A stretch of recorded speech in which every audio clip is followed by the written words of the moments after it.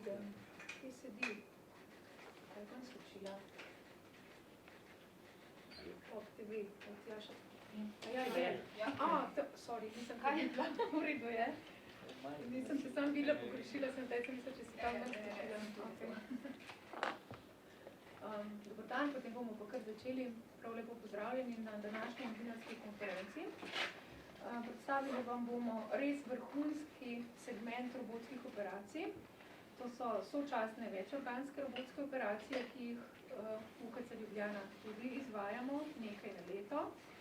In na začetku besedi vabim docenta dr. Ivana Kneževiča, strokovnega direktora kirurške klinike, da v bistvu to tematiko umesti v nekako širši evropski svetovni prostor. Najlepša hvala. Spoštovani predstavniki medijev.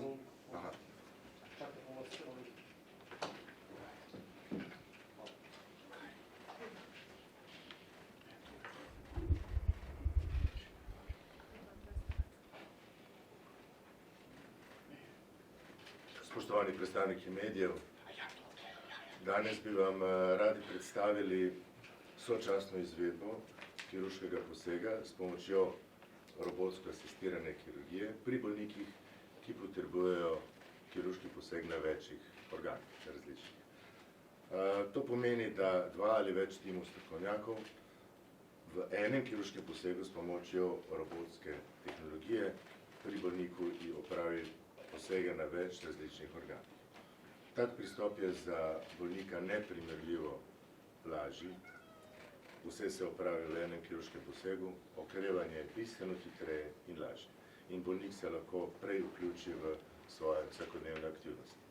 Taki posegi so po Evropi zelo redki in se jih izvede približno 10 na leto, samo v vrhunskih specializiranih univerzitetnih ustanovah. Pri nas smo s tovrstnimi posegi začeli v letu 2020 in smo jih do zdaj opravili 20, kar približno pomeni 5 na leto. Moram še dodati na koncu, da bo nakup novega robota, ki se mu vsi zelo veselimo, bo omogočil še dodatni razvoj in našim bolnikom pomembno povečal možnosti uspešnega zdravljenja. Najlepša hvala za ta uvod. Zdaj pa prosim docenta dr. Simona Havlina, kirurga iz kliničnega oddelka za urologijo kirurške klinike, da v bistvu predstavi bolj podrobno te večorganske posege z pomočjo robota.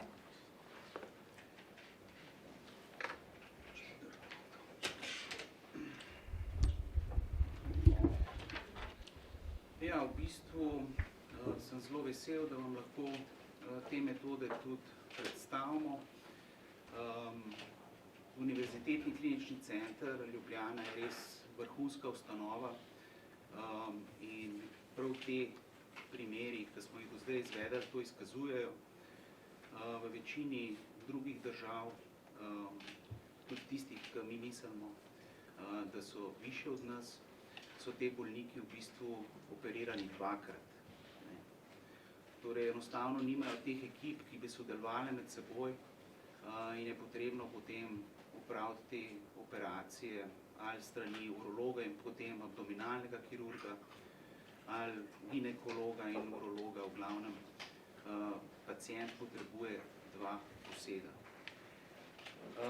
Moram vam povedati, da lansko leto, ko sem bil v Clevelandu, Cleveland je namreč bolnica, ki je bila že 3. leto uvrščena med top 3 bolnic na svetu. Lahko rečem, da se prav nič ne razlikuje od UKC Ljubljana na področju robotike. To, kar nudimo mi našim bolnikom tukaj, ravno s to tehnologijo torej dobijo enako oskrbo tudi v Ameriki. Tako da sem res ponosen na to.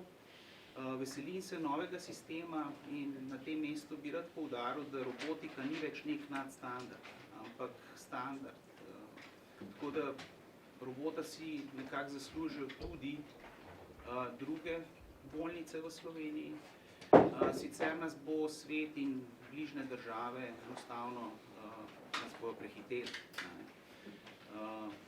Prišli so kitajski roboti, ki so cenovno ugodnejši. In če smo pred nekaj leti govorili o tem, da naredimo 2 milijona operacij na leto v celem svetu, se je v teh nekaj letih ta številka krepko pomaknila skoraj do 10 milijonov. Tako da to nek tak uvod. Zdaj bi pa prosil, da bomo še pogledali v živo, kaj smo naredili, docent Groska. Ja, lepo prosim. Ja, lepo pozdravljeni. Prav veliko za dodati temu, kar ste povedala strokovni direktor pa dr. Holina ni. Jaz bi pokazal nekaj teh operativnih posegov, ki so bili izvedeni sočasno v zadnjem obdobju. Malo bom pokomentiral sam, malo bom prosil tudi dr. Holino.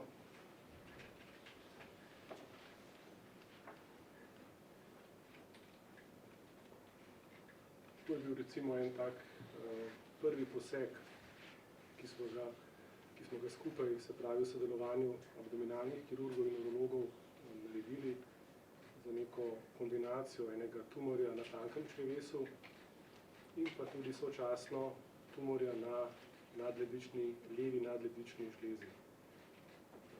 Se pravi, ta poseg nam je bil takrat na nek način zagon, smo videli, da lahko take posege, ki bi ga seveda in tudi so bili v preteklosti narejeni na odprti način, smo ga naredili uspešno v kombinaciji robotsko, zelo hitrim okrevanjem tega pacienta.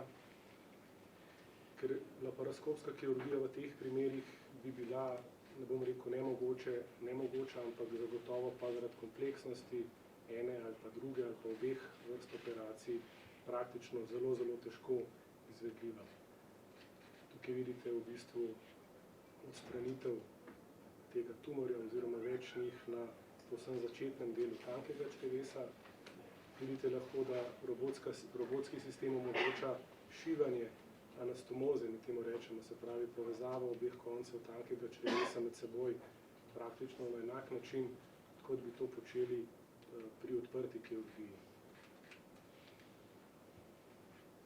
Temu prvemu delu, se pravi odstranitve tumorja na tankem črevesu, kjer je sodelovala abdominalna ekipa, je nato sledil še poseg, ki je pa prav tako bil verjetno, kar se tehnično tiče, še bolj zahteven v tem konkretnem primeru.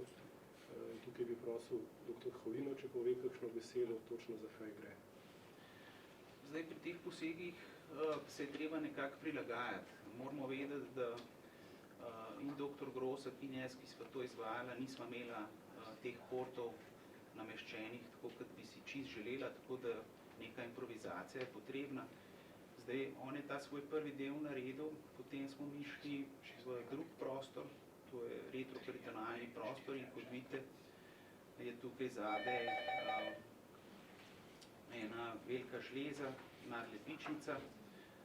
Potrebno je v bistvu izolirati potem veno, jo oskrbeti in potem v bistvu to tumorsko spremenjeno žlezo tudi odstraniti.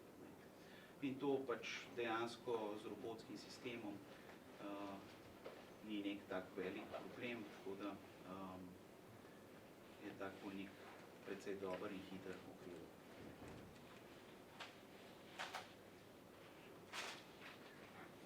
Drug tak primer je primer v bistvu sočasne odstranitve recimo debelega črevesa, dela debelega črevesa oziroma danke in pa žleze prostate, kjer prav tako v bistvu teh posegov, takih sočasnih, ni veliko, hkrati pa lahko z operacijo v eni seansi, če temu tako rečemo, omogočimo bolniku prihranek, se pravi, da ni dvakrat operiran, hkrati pa v bistvu tudi, ker je to minimalno invaziven pristop, hitro okrevanje in tudi dobre funkcionalne rezultate. In enako, tukaj smo enako začeli v bistvu abdominalni kirurgi, dokončali v bistvu ta prvi akt operacije, nato pa je v bistvu sledila operacija, ki je bila prav tako, to moram poudariti, izvedel je dr. Holina z ekipo, tehnično izredno zahtevna in je teh opisov uspešnosti teh operacij, vsaj po mojem vedenju v evropskem, tudi svetovnem merilu malo. in je bila ta operacija izvedena v bistvu strani naših urologov, oziroma konkretno dr. Hladine. Morda lahko ti že prej, preden bo. Zdaj, problem pri tej operaciji je bil ta, da smo bolniku odstranili še prostato in potem je potrebno mehur zašiti na sečnico. Pri tem si ne smeš dovoliti napak v tem smislu, da bi ta anastomoza puščala, ker bi urin tekel direktno v trebuh in bi potreboval tak bolnik dodatno operacijo. Poleg tega smo morali pač na nek način paziti nevrovaskularne snope, ki so zadolženi za erekcijo in pa sfinkter za zadrževanje vode. Tako da en kup enih problemov oziroma zelo natančno delo je bilo potrebno pri temu, ampak hvala Bogu, vse je šlo v redu, tako da bolnik je super okreval. Potem sta pa še videa 2 operacij, ki sta bili izvedeni skupaj znotraj abdominalne ekipe.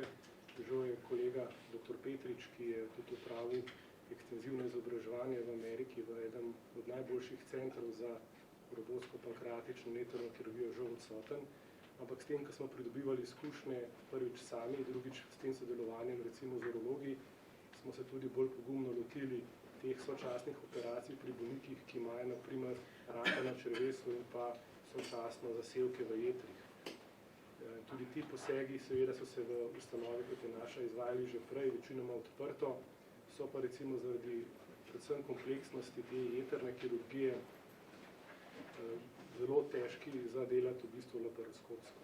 In ta pristop, ki se je implementiral, v bistvu lahko rečemo ameriški pristop iz Dallasa, ki ga je sem prinesel dr. Petrič, v bistvu je velika stvar. Tukaj vidite, v bistvu začne se operacija z operacijo v predelu jeter. Uporabljamo tudi to implementacijo moderne tehnologije, se pravi na začetku videa ste morda opazili, se pravi, da se naredi intraoperativni ultrazvok s posebno sondo, ki je pravzaprav del robotskega sistema, če temu tako rečemo, in imamo sliko v sliki in potem v bistvu na zelo tak brezkrven način ena velika jetrna resekcija, ki jo je opravil dr. Petrič z ekipo, čemur potem sledi v isti seansi, po kratkem predahu, da je treba robota redukirati, pravzaprav sledi ta operacija še na debelem črevesu. Zdaj, odprto bi to naredili tako, da bi bolnika dejansko prerezali od ksifoida navzdol, torej cel trebuh bi morali odpreti za to. Zdaj pa pri tem posegu je bilo pa samo nekaj teh trokarjev in je to nedvomno velik plus. Ja, s tem jaz morda zaključil, ker zadnja video. Najlepša hvala za to nazorno predstavitev, kako potekajo taki posegi. Z nami pa je tudi Suzana Šega, diplomirana medicinska sestra, magistra zdravstvene nege, ki je glavna medicinska sestra kliničnega oddelka za urologijo na kirurški kliniki. Povabili smo jo, da nam tudi predstavi, kako pa je potem z oskrbo takega pacienta po takem posegu, v primerjavi recimo s klasičnimi posegi. Pa sam trenutek, da mikrofone predstavim.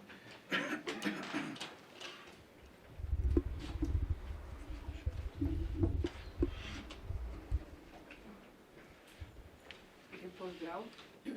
Kot so že predhodniki povedali, je robotska kirurgija prinaša pomembno korist za bolnike in za zdravstveni sistem, še posebej v času, ko se srečujemo s pomanjkanjem kadra v zdravstveni negi. Za bolnike je to manj invaziven poseg, bolj natančen poseg in s tem se zmanjša tudi tveganje za zaplete. Za zdravstveno nego pa je predvsem pomembno, da se razbremeni kader, saj se skrajša čas hospitalizacije in zmanjša potrebo po intenzivni oskrbi. Bolniki so po operaciji manj boleči, bolj mobilni, Tudi z estetskega vidika je to njim zelo pomembno, kot je povedal docent Havlina. Nimajo velikih rezov, rezi so manjši in je to za njih boljša psihološka samopodoba. Najlepša hvala. Z nami pa je tudi pacient Anton Jost, ki bo tudi malo povedal, kako pa je bilo potem, sam da mikrofone premakne. Dr. Grosek operirala sinhrono z robotom. Torej, po operaciji sem bil par dni na intenzivni negi. Moram reči, že drugi dan sem lahko upravil svojo jutranjo toaleto v pomoči sestre v kopalnici. Po parih dneh sem odšel na oddelek, kjer sem že bil dosti pri močeh, tako da sem pravzaprav sam upravljal vse hrano in tudi pazil na svojo higieno. Mislim, da po 10 oziroma po 2 tednih sem zapustil bolnišnico, že v toliko stanju, da sem lahko doma sam skrbel za stomo in pa tudi lažja kuhinjska opravila že upravljal. Je rekel, da pol pomeni, da 2-3 mesecih sem pa pravzaprav upravljal vsa dela, ki jih upokojenci delajo, se pravi vrtnaro, malo okrog, pa tudi aktivno se nazaj vključil v Društvo steklarjev Slovenije. Tako da zdaj sem še vedno pod kontrolo zdravnikov, izmenično, dr. Grosek in dr. Havlina imata na pol leta, medtem ko po drugih pol letih grem na Onkološki inštitut dr. Korošcev. Počutje po 3 letih je dobro, primerno mojim letom, tako da nekih težav ne morem navesti glede na prejšnje stanje. Hvala. Najlepša hvala. Z gospodom Antonom Jostom smo se dogovorili, sicer da ne bomo o diagnozah, tako da vas res mogoče prosim, če tisti del, nekako tako smo se pogovarjali, če se to zgodi, da v bistvu bo zaradi tega, ker ne nastopa vsak dan pred mediji, smo se dogovorili, da tisti del mogoče ga ne bi izpostavljali s tako konkretnimi diagnozami. Ja. Ostalo pa v bistvu pač lahko uporabite. Tako da zdaj vsi sogovorci so na voljo še za vaše vprašanja.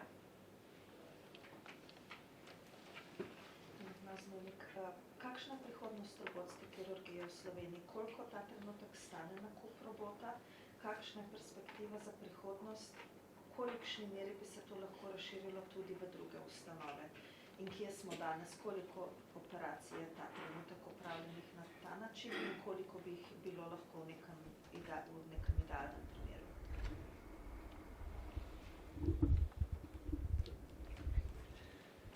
Ja, zdaj robot v Kliničnem centru Ljubljana je v polnosti izkoriščen in smo v bistvu tudi na to ponosni, ker draga tehnologija mora biti izkoriščena maksimalno. Robot dela od ponedeljka do četrtka, od zjutraj do večera, petek pač tistih 8 ur, potem pač vikend. To pomeni, da naredimo okoli 400 posegov na leto. Čisto primerjalno v primerljivih centrih en tak sistem naredi 200 primerov. Torej, mi že s tem sistemom naredimo 2-krat več kot Italija v Milanu z enim. Tako da vsekakor nujno potrebujemo še enega, tako da bomo naredili tam sigurno 500-600 posegov z 2 platformama. Sam ocenjujem, da bi UKC Ljubljana mogel zdaj kupovati že single port robota, torej da bi moral imeti 2 XI sistema, multiport in pa enega single port, to pomeni, da se operacije dela zgolj skozi eno samo luknjico. Te robote zdaj kupujejo v Italiji, pač iz Amerike je to prišlo sem in dejansko se da kar veliko teh operacij narediti skozi eno samo luknjico. Sicer pa neka prihodnost robotske kirurgije mislim, da je neverjetna, ker so Kitajci uspeli prekopirati prav ta sistem XI, ki je najbolj v uporabi, večveren dela klone tega robota in že v Aziji je blizu 1000 teh sistemov. Tako da zdaj to prihaja v Evropo, stvar bo nekoliko cenejša, tam nekje 30%. Cena, računajte en tak sistem, 3 do 5 milijonov odvisno kaj še zraven pride, ne me zdaj za besedo jemati, ne. Tako da vsekakor je to draga tehnologija, ampak nujno potrebna, ker to ni več nek nadstandard, ampak standard in moramo ostati v stiku z svetom. Zdaj apeliral bi na zavarovalnico, da plača vse te posege, ne samo, ne vem, neko kvoto in potem, ko greš čez, delaš vse po minus. Večino teh operacij tudi s tem dodatkom dela minus našemu budžetu. Tako da tukaj bo kar velik plus, če bo zavarovalnica dejansko plačala vse stroške. Kje ste zdaj z uvajanjem tega drugega robota oziroma tudi postopkom nakupa v tem trenutku za klinični center in kako hitro bi lahko potencialno dobili potem še tretjega? Začeli so s tem sicer v Celju. Je to prihodnost, da se bo v večjem številu bolnišnic uporabljalo?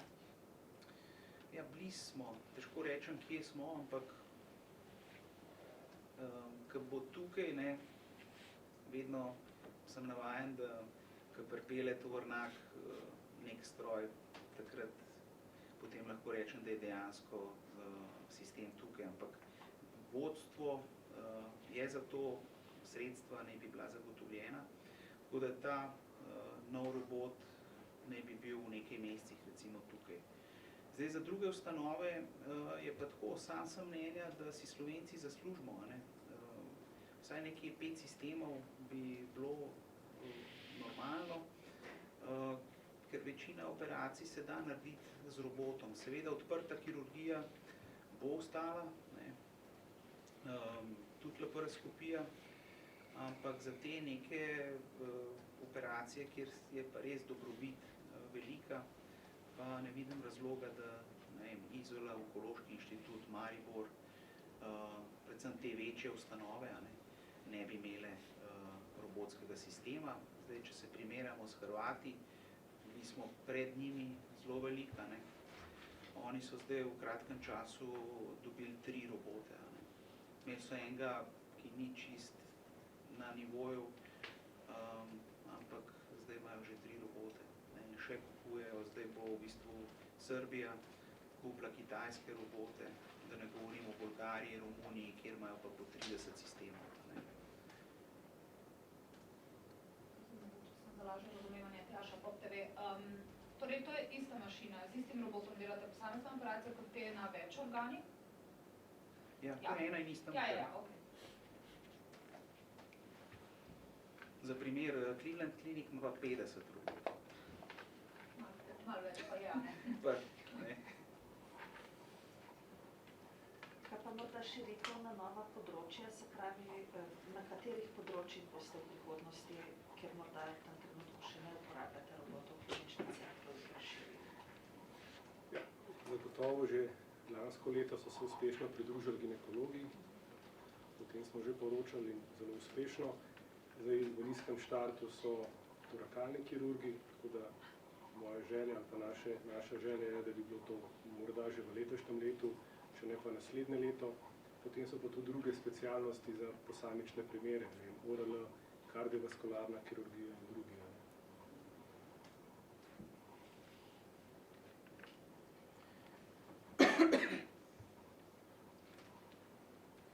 Še kakšno vprašanje? Pa je morda še kaj za doreči minister Dalas prej v kontekstu dr. Petriča, ki ga danes sicer še kakšno podrobnost morda o tamkajšnjem sistemu ali pa obsegu? Ja, to bi težko zdaj brez njega komentirali, pa to ta relacija, ki je že dr. Havlina omenil Clevelanda. To je pač eden najboljših, najbogatejših bolnišnic, odlična ustanova. Veste, oni imajo 3 robote dol v kleti samo za trenirati. Ne. To je pač Amerika, to so drugi sistemi, mi smo veseli, da imamo tega robota, veseli smo, da imamo podporo ustanove za drugo platformo, zdaj, kdaj bo tretje, je težko reči, ampak to je to, ne.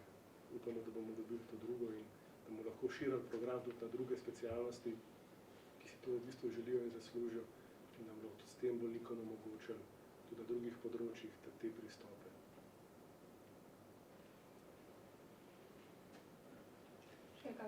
vprašanja? Ni? Glede posnetkov pa... Ja, glede posnetkov še enkrat.